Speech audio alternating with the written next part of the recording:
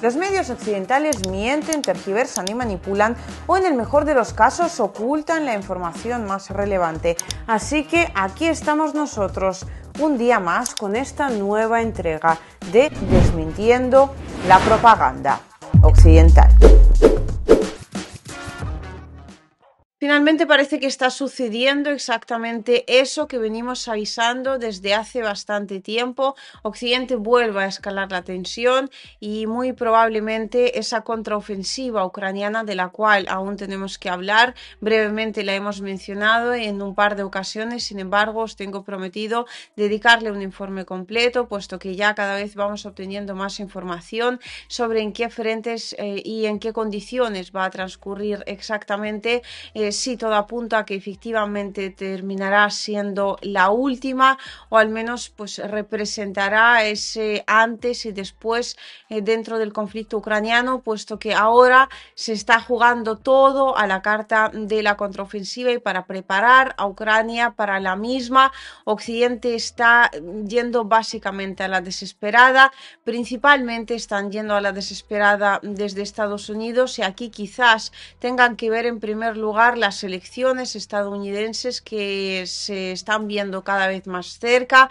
Ya estamos prácticamente en otoño. Joe Biden podría salir de la Casa Blanca y claro, necesita intentar de alguna manera revalidar ese mandato acá, bueno, tratando, ¿no?, de causar esta imagen de los medios de que su ayuda y la ayuda de Estados Unidos en primer lugar en el conflicto ucraniano está siendo absolutamente fundamental. Lo que pasa es que lo hace a costa de la tranquilidad de Ucrania, lo hace a costa de las víctimas, el sufrimiento constante de la población civil ucraniana, que prácticamente siempre termina siendo la primera y la gran perjudicada, y también lo hace a costa de la tranquilidad y el bienestar de la población estadounidense, por muy raro que suene eso, porque Occidente puede escalar el conflicto y lo puede hacer hasta un determinado punto, y lo mismo, exactamente lo mismo, le pasa a la Federación de Rusia. Lo que pasa es que Rusia tiene las manos quizás algo más atadas,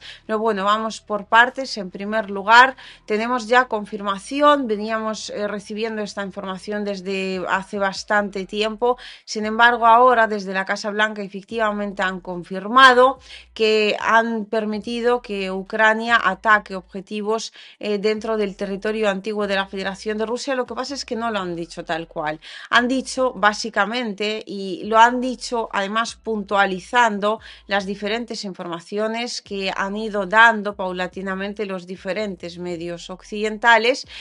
que a Ucrania se le ha permitido desde Estados Unidos, ojo, o sea, Ucrania es Estado independiente al cual se le tiene que permitir algo desde Estados Unidos. ¿Por qué será? Bueno, no será porque no es realmente independiente. Vaya por Dios, no puede ser. ¿Qué estoy diciendo? Bueno, pues el caso es que se le ha permitido atacar a aquellos puntos que utilice el ejército ruso para atacar las regiones, sobre todo de Kharkov y Sumy. En principio, todo el mundo entendía que esto de alguna manera, pues como que se extendía a las regiones colindantes, las regiones rusas que hacen frontera con la región de Kharkov y la región de Sumy. Eso es lo que ha dicho The Washington Post, lo ha interpretado de modo que están absolutamente convencidos que lo que se le ha permitido a Ucrania es atacar el territorio de más o menos unos 100 kilómetros a partir de la frontera ucraniana. Lo que sabemos a día de hoy es que dentro de ese territorio no están los aeródromos de la Federación de Rusia, y claro, eso también, en el caso de ser cierto, que tendremos que esperar confirmaciones y sobre todo ver por dónde van esos ataques ucranianos realizados con armamento estadounidense, porque son precisamente esos ataques los que en última instancia nos dirán hasta qué punto Estados Unidos ha permitido o no atacar según qué territorios. Pero el caso es que si los aeródromos rusos no están, es decir, la superioridad aérea de la Federación de Rusia queda absolutamente intacta. Lo que le queda atacar a Ucrania dentro de esa franja de territorio serían sobre todo los almacenes de petróleo petróleo y las refinerías, y eso apunta a que el conflicto entre Rusia y Ucrania está pasando de ser pura y llanamente conflicto militar, o bueno, también conflicto político, obviamente, a también adquirir un tinte de conflicto energético, es decir, pues dentro de lo que es ese conflicto militar, dentro de esos ataques que están intercambiando constantemente ambos países, aparece, en el caso de Rusia apareció hace bastante tiempo, en el caso de Ucrania pues parece que por fin como que están llegando, ¿no?, a que es absolutamente necesario. Aparece ese objetivo que además está entre los objetivos de primer nivel, de atacar la infraestructura energética del país contrario, que en el caso ruso pues son centrales eléctricas de Ucrania,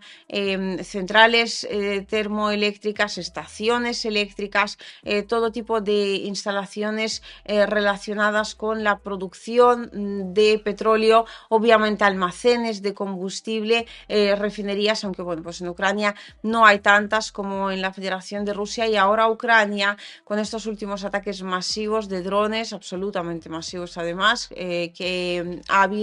ha estado atacando precisamente, se está centrando estos últimos días en atacar las refinerías de la Federación de Rusia. Es incómodo, obviamente representa un problema para Rusia, no un problema que no sea solucionable ni muchísimo menos, es decir, estos ataques contra las refinerías y almacenes de petróleo de Rusia no van a cambiar el transcurso del conflicto, pero sí van a cabrear a Rusia aún más, y en este sentido estamos viendo ya las primeras respuestas. Hace nada estábamos hablando de que Rusia ha utilizado este nuevo armamento en forma de FAB 3000. Veremos si al final, escalando también la tensión,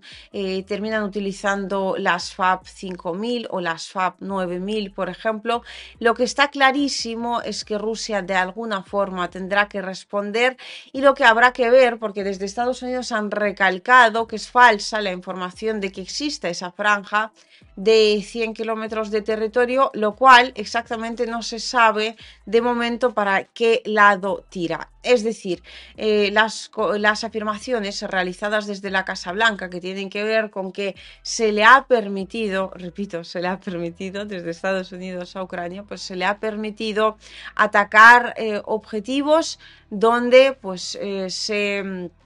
o desde los cuales, por así decirlo, se realicen estas agresiones contra el territorio de Ucrania, en el sentido, y esto puede ser interpretado,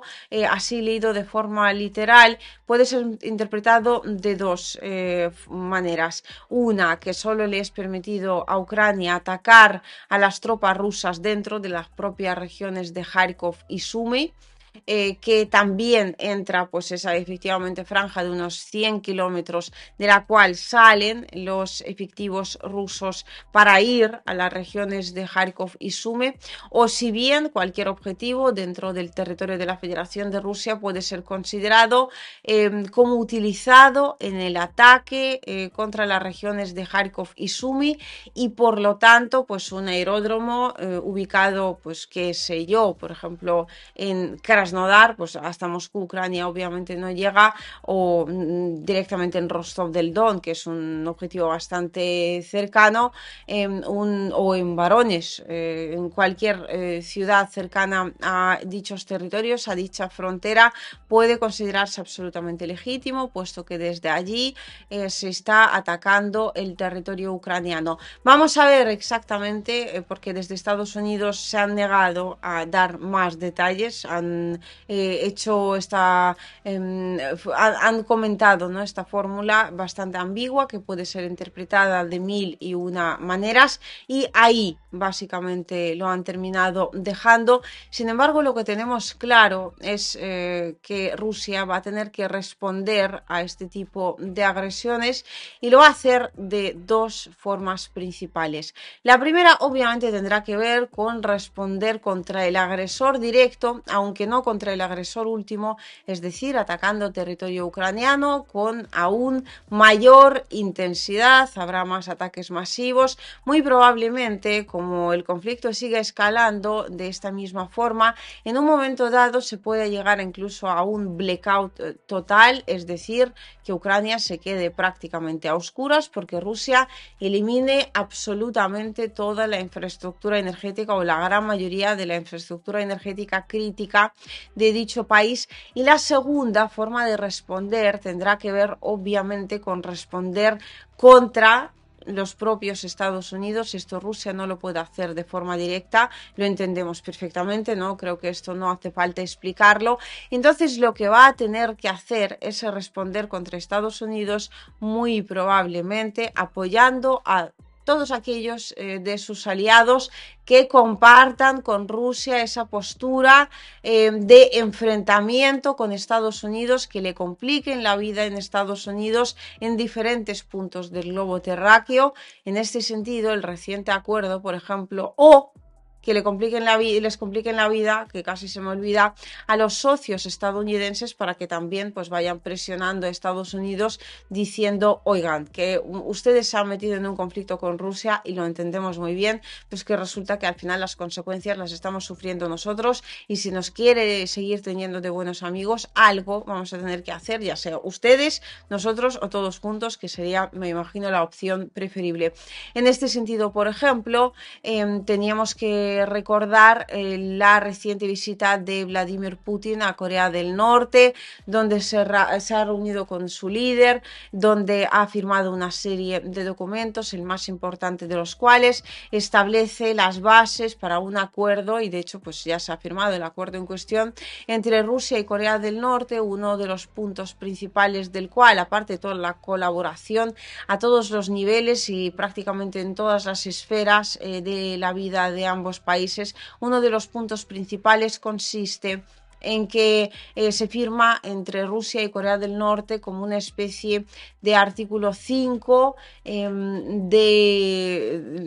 Tratado Atlántico Norte, o sea, el equivalente, ¿no?, al que tiene la OTAN, donde se dice que si uno de los dos es atacado, el otro tiene que prestarle a su amigo o socio, ¿no?, toda la ayuda necesaria. Y claro, esto le...